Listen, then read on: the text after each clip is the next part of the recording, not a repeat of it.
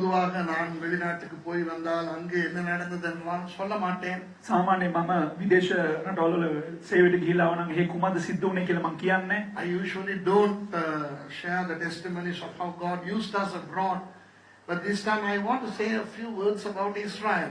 ஆனால் இந்த தடவை நான் இஸ்ரவேலை குறித்து கொஞ்சம் சொல்லித்தான் ஆக வேண்டும். හැබැයි මම මේ පාර ඊශ්‍රායල් ගැන සමහරක් දේවල් කියන්නම ඕන. அமெரிக்காவிலிருந்து இஸ்ரவேலுக்கு போகிற அந்த விமானம் லண்டன் வரை எங்களை கொண்டு வந்து லண்டனிலே அம்போ என்று விட்டு விட்டார். ඇමරිකාවේ ඉඳලා එංගලන්තේ බලා පැමිණෙනා ඔය ගුවන් යානේ අපි අමරිකාවේ ඉඳන් ඉස්රායල් බලා යන ගුවන් යානය එංගලන්තේ වෙනකන් අපිව ගෙනල්ලා එහෙම අතේ. The flight that we took from Dallas to Tel Aviv in Israel, they brought us to England and they abandoned us. இங்கிலாந்திலிருந்து பார்க்கும் பொழுது எல்லா விமானங்களும் மாதிரி இஸ்ரவேலுக்கு போவதை நிறுத்தி விட்டார்கள். එංගලන්තේ ඉඳලා බලනකොට ඒ කියන්නේ සෑම ගුවන් ගමනක්ම ඊශ්‍රායල් යන ගුවන් ගමන්ම නතර කරලා දැම්මා. Almost all the flights into Israel were cancelled.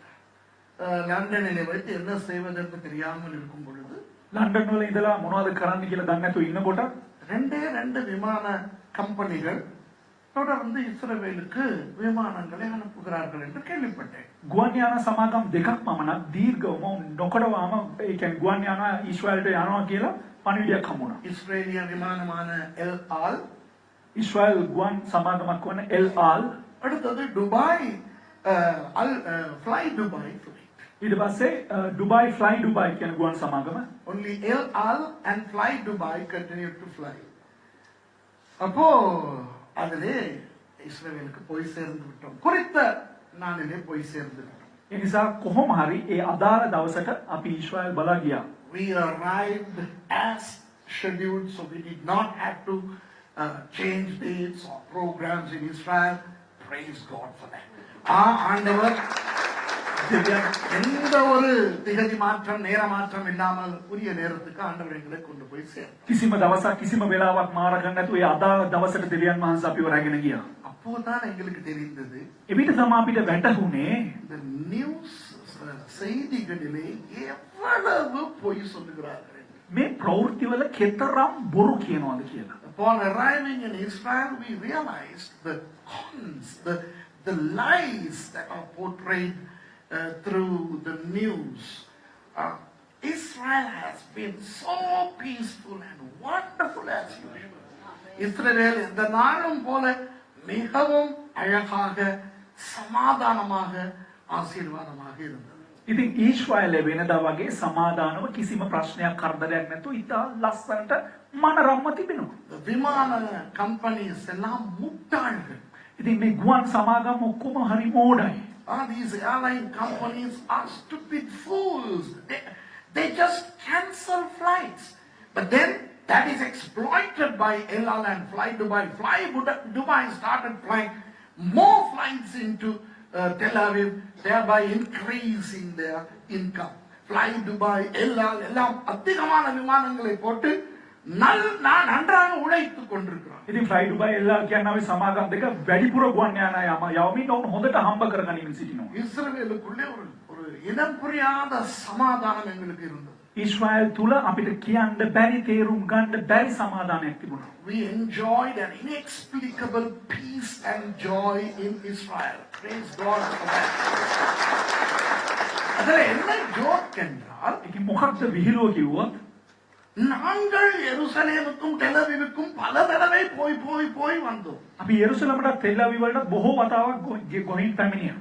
நாங்கள் இருக்கிற இடத்திலே நெருப்பெரிந்து கட்டடங்கள் எல்லாம் தீக்கிரையாகுகின்றன. மக்கள் எல்லாரும் உயிரை காப்பாற்றிக் கொள்ள போராடுகிறார்கள் என்று நியூஸிலே பார்க்கிறோம். හැබැයි අපිට ඉඳලා අපිට නිවුස් වල දකින්න හැම වෙලේම නිවුස් වල දකින්න හම්බෙනවා මෙන්න ගිනි ගන්නවා මෙන්න බෝම්බ වදිනවා මෙන්න ප්‍රහාර එල්ලනවා කියලා අපිට අහන්න හම්බෙනවා. According to the news, we were like Shadrach, Meshach, Abednego inside a fiery furnace. செய்திகளை பொறுத்தவரை நானும் மேர்சி மிஷாவும் ஷாத்ராக் மேஷாக் ஆபேத்நேகோ மாதிரி நெருப்புக்குள்ளே இருக்கிறோம். ඉතින් ප්‍රවෘත්ති වලට අනුව සහෝදරි මර්සිත් මමත් ඒ වගේම මිෂාත් අර ශාස්ත්‍රාක් මේෂාත් ආබේද්නෙගෝ වගේ ගිනි දැල්ලට හසු වෙලා எருசலேம் எரிகிறதாம். යෙරුසලම ගිනி ගන්නවලු. Tel Aviv எரிகிறதாம். ටෙල් අවීව් ගිනි ගන්නවලු. மக்கள் எல்லாம் உயிரை காப்பாற்றிக் கொள்ள ஓடுகிறார்களாம். ජනතාව පණ බේර ගන්න දුවනවලු. பெஞ்சமின் நத்தான்யாகு பிரதம மந்திரி உலக நாடுகளிடத்தில் உதவி கேட்கிறாராம் நெருப்பை அமர்த்த. බෙන්ජමින් අතානියා ආගමැති උදව් ඉල්ලන ලෝක රටවලින් අනේ අපිට ගින්න නිවන්න උපකාර කරන්න කියලා. உலக நாடுகள் சொல்லுகின்றனாம், நீங்கள் பாலஸ்தீனர்களுக்கு காசாவிலே அடிக்கிறபடினால் நாங்கள் தீயை அணைக்க வரமாட்டோம். ලෝකේ රටවල් කියනවා ඔබලා පලස්තීනයට පහර දෙන නිසා අපි ගින්න නිවන්න එන්නේ නැහැ කියලා. So Benjamin Netanyahu, our favorite BB, he's crying and asking the world to come and quench the fires, but the world countries were saying, it seems, no, you shall burn to death. Why? For the atrocities you are committing against the Gazans. சிரிப்பா சிரிப்பு. ඉතින් hina යනවා කියන්නේ කියලා වැඩක් නැහැ. The புல்டா bonda கஞ்சா கப்சாவுக்கு அளவே මේ ටොම් පච බේගල් වලට කිසිම ලිමිට් එකක් සීමාවක් නැහැ. the cons are all too much. அதுல comments பார்க்கணும். අදහස් බලන්න ඕන. ඒ වීඩියෝ இஸ்ரேலுக்கு நல்லா வேணும். ඊශ්‍රායලට තවත් ඕන. நான் உங்களுக்கு சொல்லுகிறேன், මම බලන්න කියන්නම්. இந்த காசா யுத்தம் தொடங்கி நினைக்கிறேன் 3 தடவை இஸ்ரேலுக்கு போய் வந்து விட்டோம். ගාසා යුද්ධය පටන් ගෙන 3 වතාවක් ඊශ්‍රායලට ගිහිල්ලා පැමිණියා. We have been to Israel at least 3 times after the Gaza war against Israel and Hamas started. And every time we have been blessed. Wonderful. ஒவ்வொரு தடவையும் ஆசீர்வாதம், சந்தோஷம், சுகமாய் போயிருக்கிறோம். සෑම ඒ අවස්ථාවක සෑම ගමනකම ආශිර්වාදයෙන් සුවෙන් සමාදානයෙන් ගිහිල්ලා පැමිණියා. செய்திகளிலே வருவது ஒன்றையும் நம்ப வேண்டாம். මේ ප්‍රවෘත්ති වල පැමිණෙනා වූ සෑම දෙයක්ම විශ්වාස කරන්න. ஐயோ, இந்த செய்திகள் அப்படின்னா கிறிஸ்தவர்களோட அக்கப்போரு போராட வேண்டியிருக்குதா? අයියෝ ප්‍රවෘත්ති එහෙමනම් මේ කිතුනුවත් එක පුදුම පොරබැදිල්ලක් ප්‍රබදින්න වෙලා තියෙනවා. On the one side, it's the media and the non-Christians and Israel haters. On the other, is the Christians. எருசலேமில் இருக்கும்போது நியூஸ் வருது. යෙරුසලම් වල ඉන්නකොට නිවුස් එකක් පැමිණෙනවා. அந்த என்ன mercy gate என்ன சொல்றது, தங்க வாசல் இருக்குதே, அந்த அடைக்கப்பட்டிருக்கிறது கிருபையின் வாசல், කරුණාවේ දොරටුව. அது ஆசிரியக்கிறதாம், உடைய போகிறதாம். இந்த இயேசு வந்துகிட்டு இருக்கான். ඒක හෙලවෙනවලු, මෙන්න කැඩෙන්න යනවා, මෙන්න යේසුස් වහන්සේ එන්න යනවලු. The golden gate, the mercy gate was shaking, it seems. Jesus is on the way. And I got this news when I was looking at the mercy gate from Mount of Olives.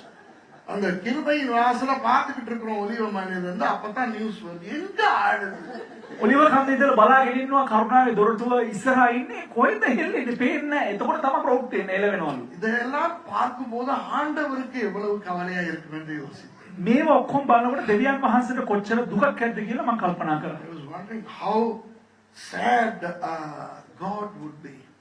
உங்களுக்கு ஒரு தகவலை நான் சொல்ல விரும்புகிறேன். ஒரு சாட்சி, ஒரு ஜெப குறிப்பு, ஒரு மனரம்யமான ஒரு விஷயத்தை சொல்ல போகிறேன். ඔබලාට එක යාඥාවක් ඔබලා මැද තබන්න යනවා. ඒ වගේම ඉතා වැදගත් වූ දෙයක් ඔබලා මැද කියන්න යනවා. I want to share something very solemn, wonderful and blessed.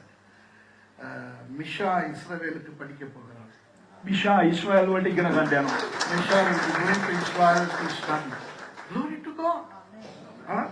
நான் எவ்வளவு மடையன் என்றால், මම කොච්චර මෝඩෙක්ද කිව්වනම් குண்டு விழுந்துகிட்டு இருக்கிற இஸ்ரேலுக்கு என்னுடைய மகளை படிக்க அனுப்புறேன். බෝම්බ වැටෙන ඊශ්‍රායල් වලට මගේ දුවව ඉගෙන ගන්න යවනවා.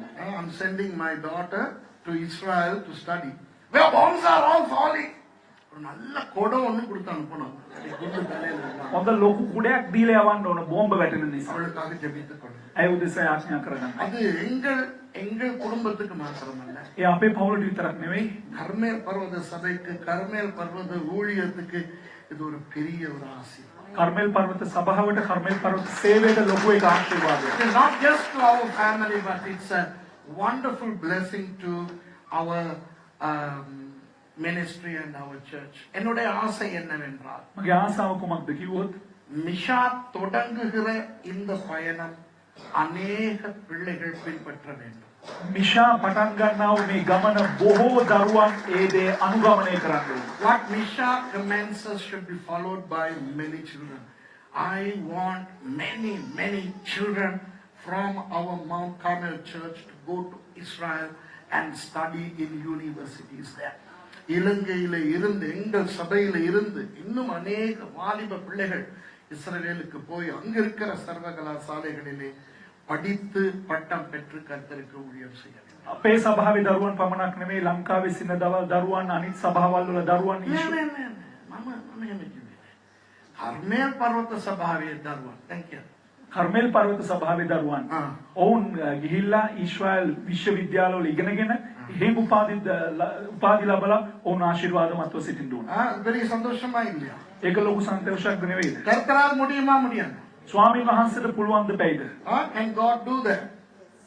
Misha already received 2 universities in England, but she wants to go to Israel. இங்கிலாந்துல 2 யூனிவர்சிட்டி அவளுக்கு கிடைச்சிருச்சு. එංගලන්තේ විශ්වවිද්‍යාල දෙකක් ඇයට හම්බුණා.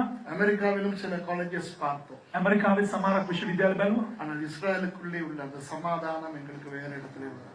නමුත් ඊශ්‍රායලයේ තිබුණා ওই සමාදානය අපිට වෙන කොහොමවත් පැමිණියේ නැහැ. பெரிய பாக்கியமா இல்லையா நமக்கு? මේක ලොකු භාග්‍යයක් නෙවෙයිද අපිට? Isn't it a big glory to us? Glory to